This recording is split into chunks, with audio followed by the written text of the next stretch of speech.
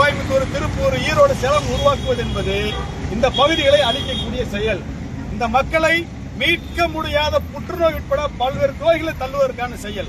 எனவே தமிழ்நாடு அரசு உடனடியாக இதில் தலையிட்டு இந்த டால்மியா போர்டுக்குள்ள இந்த தனியார் நிறுவனங்கள் ஜவுளி பூங்கா என்கிற பயில அமைக்கக்கூடிய 90 தொழிற்சாலைகள், சாய தொழிற்சாலைகள், இந்த ப்ராசஸிங் யூனிட் அனைத்தையும் ரத்து செய்ய வேண்டும். இந்த பூங்காவை இங்க தேவையில்லை.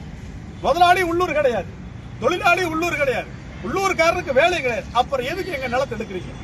அப்புறம் எதுக்கு எங்க தண்ணி எடுக்கிறீங்க? ஆக ஒட்டுமொத்தமாக சேலம் மாவட்டத்துக்கு மாபெரும் அபாயத்தை இந்த ஜவுளி பூங்கா ஏற்படுத்தி இருக்கிறது.